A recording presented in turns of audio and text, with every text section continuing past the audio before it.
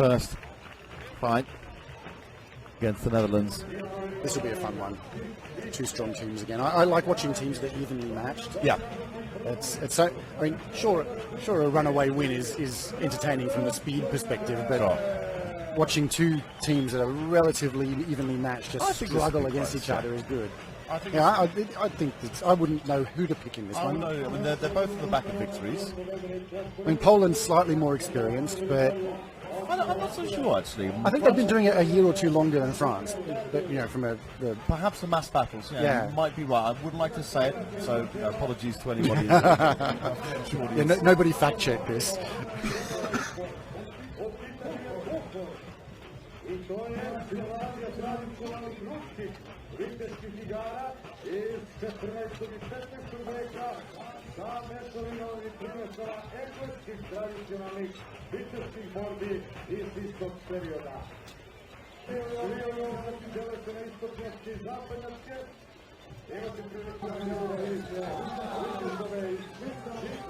They're getting to see numerous pole arms there.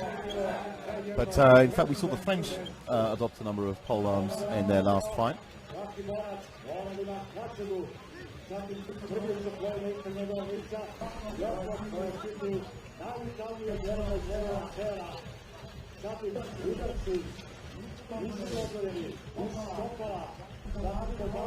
Another thing I'm enjoying in the last year or two is the advances that the Authenticity Committee have made on actually getting quality of appearance of gear to be improving. Yeah. And Poland and France have always traditionally looked good anyway. Yes, that's true. But overall, the appearance of all of the teams is getting so much better. Yeah, the whole point is, it's not only, of course, first and foremost, it's a sports event, but at the same time, the original idea, the original vision of this sports event was to maintain an idea of history and culture. Yeah. So it's absolutely correct that there should be matching armor, that they should be suited.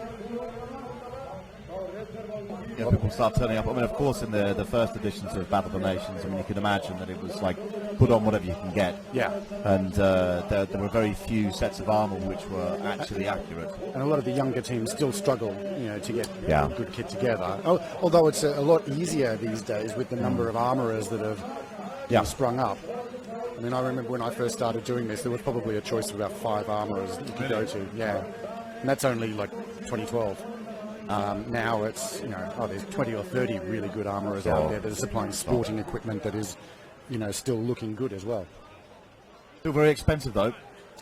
I don't know. I got mates who spend $3,000 on a push bike, and you can get a full kit in this for about $1,500 in pounds. We're talking. You raise a very good point. If you're an ice hockey player or American football, whatever sport you choose, there's always a cost inherent. Some are cheaper than others. That said, of course, like with a lot of other sports, for example, you can get a mountain bike for £3,000. But, it's not going to get trashed the first time you exactly. Yes, there's a certain higher wear and tear element to this sport. One of the fights I was marshalling yesterday, I think one of the Aussie guys had a strike to the elbow, and it actually punctured through his elbow cop. Really? Yeah, he had about a 2-inch long split running down his elbow cop, and that's a heavily shaped and dished piece. So to split that, you're doing good. Mind you, Callum autographed a piece, I think, that he did to somebody's elbow a couple of years ago with his halberd. We're seeing a number of takedowns here, and that Polish fighter appeared to get back up. Well, the marshals haven't seen it. Of course, I may be wrong, but his pressure appeared to be put onto his weapon to give him balance.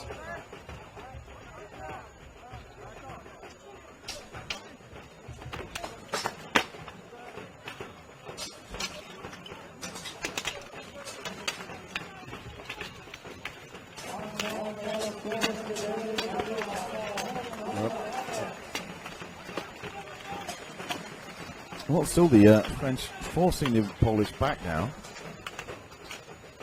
Still even numbers. Actually, if anything, Poland might have a number or two Oh, up. great takedown there. Oh!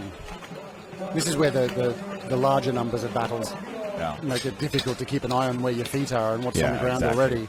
Exactly. Oh! 2 of 1 at the same time there.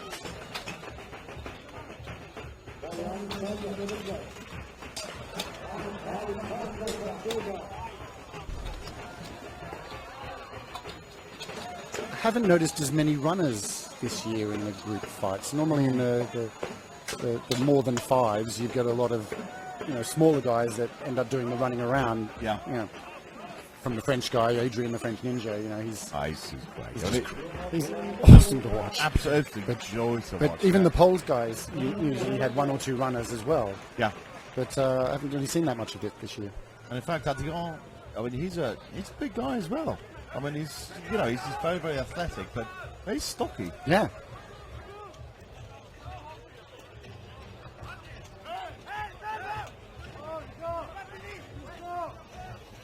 I think they're getting everybody to sit down still so that they can get a final count. Get the count, yeah. This is it's a problem when people say, "Oh, okay, fight's over. I'll get up." Hang on, we haven't finished counting yet. Exactly. You want to get a decent score. Yeah. So the fight's not over, actually, Bob, is it? Oh. No, I think that they're actually just getting a few guys to move out. So, yeah. Still. Two Poles up, two Polish fighters there. That's it. That's it. Yeah. So victory there for France.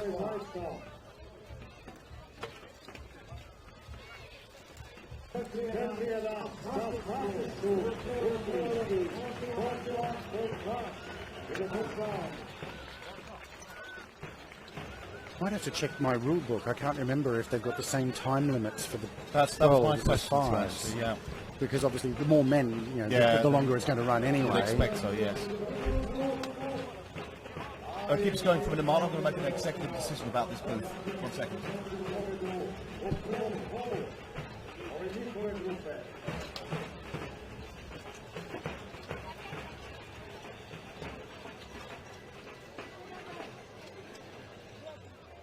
Gavin's just adjusting the sunshade here in the booth as the sun's moving around. It's getting awfully hot in here.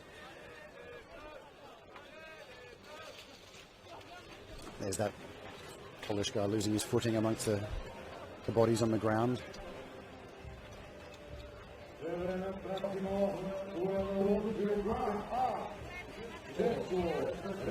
I'm not sure if the good weather here has been a blessing or a curse. We've been having thunderstorm forecasts for the last 2 days, and obviously not a cloud in the sky yesterday.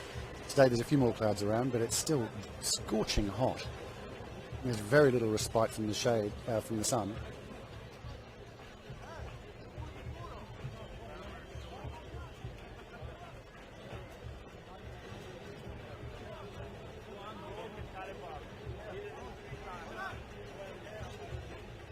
Looks like both sides still not using a lot of halberds.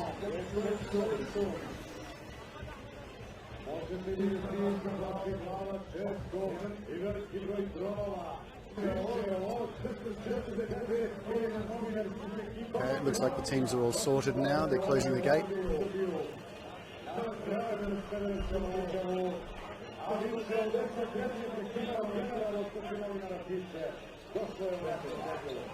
And round 2 begins. Both pretty much meeting in the middle, so nobody taking a major advantage of ground here.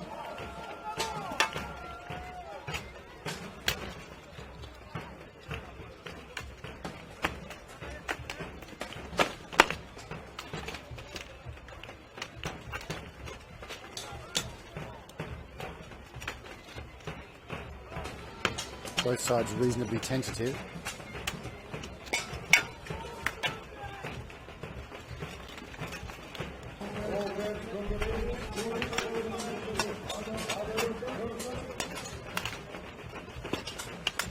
Sides beginning to knot up a little bit. Oh, French guy's pulling through. The Polish guy going to the defence of his mates there on the left.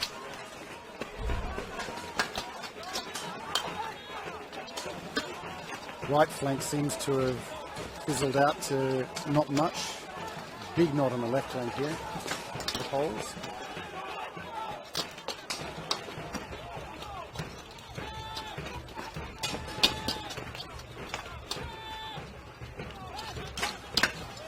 It's hard from our angle to see what's going on in that big knot there. And again, it's still some good movement from the French. Once again, a very agile team, and surprised not to see more from them in the 5 versus 5 categories. Seems fairly even here. I think that with the 5s, it's more of an example of how the other teams are picking up their game. You know, it's it's no longer the top 4 or 5 teams just dominating everything. And that's right. And having that bronze category, silver category, gold category means that there's a lot more movement rather than the top teams just cruising through for the first couple of rounds. Well, I mean, it's also not interesting for the top teams if they're faced with some brand new teams who don't have the experience necessarily. It just makes it more competitive. Yeah, I mean, the bronze category teams have to do more fights, but I think that's an advantage because for a lot of them, they're starter teams and they don't want to turn up, have 1 or 2 fights, and then that's the game over. That's right, exactly. As is this. So victory there goes to Poland. 1 each apiece. And the Polish supporters going crazy. And they've got some good support out here, as they usually do.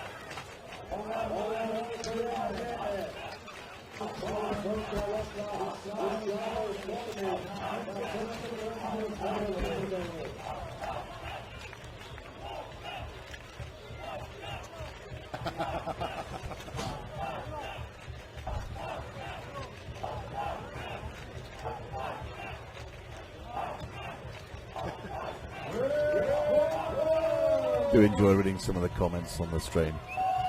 Yeah, that seems great, isn't it? So what did I miss? Stuff. Oh, cool. Fights, stuff. Took an executive decision on the booth. Got to think about people here. Well-being. Yeah, and our eyesight in the sun. Oh, wait, Yeah, can we get another executive decision to have like a massive fan installed? Well, that would require a budgetary motion being proposed. Okay, well, I mean, that's out of my hands. I personally would like to nominate a jacuzzi.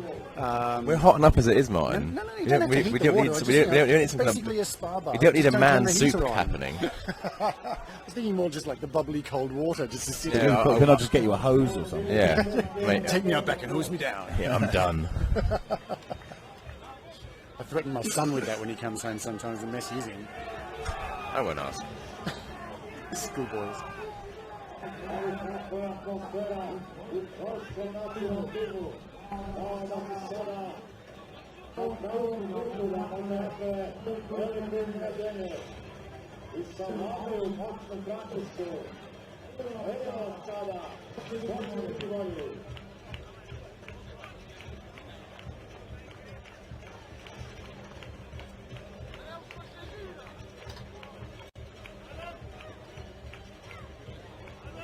Ready to start again? Yeah, here we go, round 2, Poland versus France.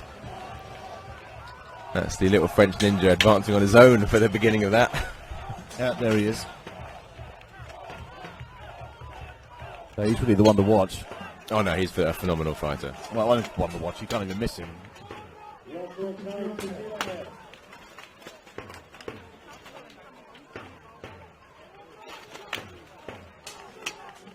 Funny he's gone for a falchion and shield again this year. Last year he opted for a longsword because the rules state he has to have a weapon, but most of the time he was just knocking people down and kicking them, tripping them, throwing them. Yeah, the longsword is not a weapon suited to bow. I mean, there was one Russian fighter who's always used it, but I don't think he's ever actually bothered to use it. It's just the fact that he had to have a weapon in his hands. if you're going to have a weapon, then I'd pick a weapon that you can do damage with. You're not doing it with a longsword.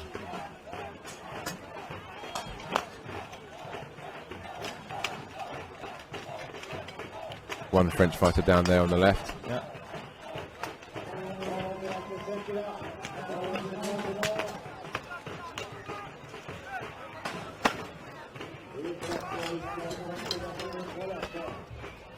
I think the French must have heard us and they bought a few more halberds this time. Yeah, I think so. Oh, they just lost one. Just gave it to a Polish timing. guy. Yeah, here's a halberd, thanks.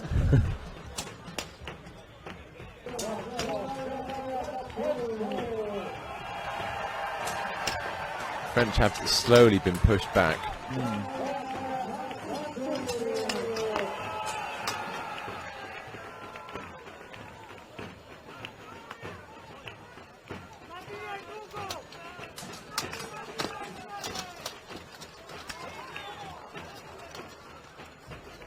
some discomfort there. Yeah, that French fighter does not look overly happy. Yeah.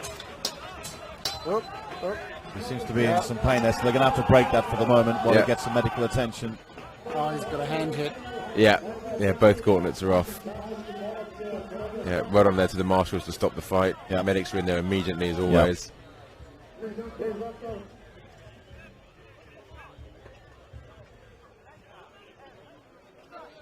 I've been impressed with the last couple of years with these Extreme guys. They're quite happy to get in there. Yeah, second time they've come in, and they don't care if the fight's still going on. They are going to get in there. That's right. Yeah, well, there we go. Fight started again. That obviously injured French fighter's been removed. They regularly work as a search and rescue team, and I believe they're from St. Petersburg. Well, the Ninja has managed to get through the Polish line. Oh, that's going to cost them. Oh no, he's very quickly shut down. However, there it is. That's what we've been waiting for. The French Ninja, Ardion Wadet, takes him down in his inimitable style.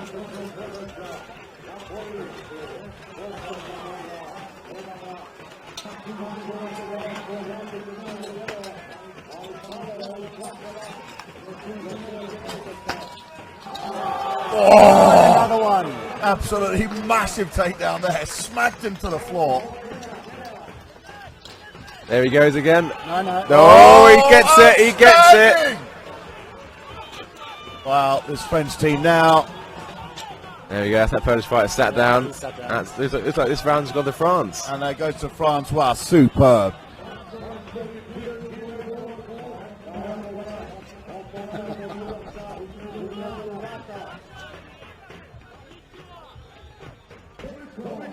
Oh, it's the live stream have dubbed him the sneaky little boy. That's it, yeah.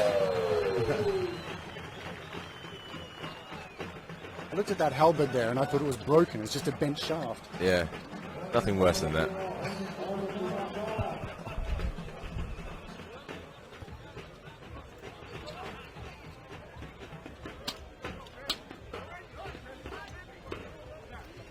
Hopefully we'll get a replay there. No. No, that wasn't it. That was an attempt. Good job of keeping his feet though. Yeah. There's that hand hit. Yeah. Oh, yeah. Ah, there it is. Oh, I love it. Well, the second one wasn't Ninja. No, it wasn't. Yeah. Overall win there to France. You were saying earlier, Callum, that we really enjoy the tight matches where you can't pick the winner when it starts out.